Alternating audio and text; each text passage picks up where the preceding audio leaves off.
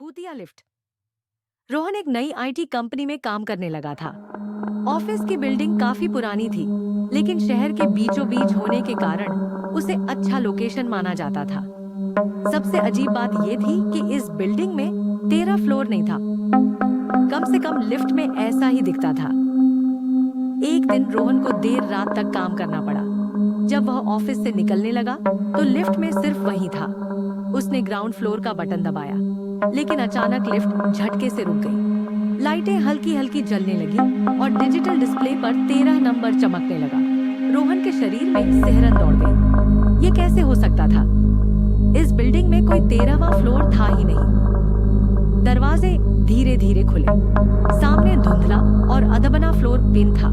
कमरे अधूरे थे, फर्श पर धूल जमी थी और कहीं कोई इंसान नहीं था। लेकिन तभी उसने देखा, एक लड़की सफेद कपड़ों में अधखुले मुंह से घूरते हुए बिना पलक झपकाए उसकी ओर देख रही थी।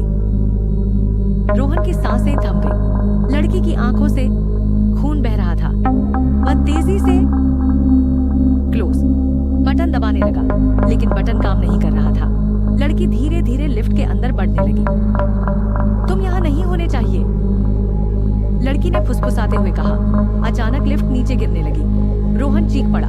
उसे लगा अब वह मर जाएगा, लेकिन अगले ही पल लिफ्ट ग्राउंड फ्लोर पर खुल गई। वह कांपते हुए बाहर निकला, लेकिन पीछे मुड़कर देखा तो लिफ्ट में चढ़ी कोई नहीं था। डिजिटल डिस्प्ले फिर से सामान्य शक्ति हो गया। 13वां फ्लोर गायब था। अगले दिन उसने ऑफिस में इस बारे में पूछा तो एक बुजुर्ग कर्मचारी ने ठंडी आवाज में कहा, इस बिल्डिंग का 13वां फ्लोर सालों पहले जल गया था। वहां फंसी लड़की कभी बाहर नहीं आ पाई और कभी-कभी वह लिफ्ट से लौटने की कोशिश करती है,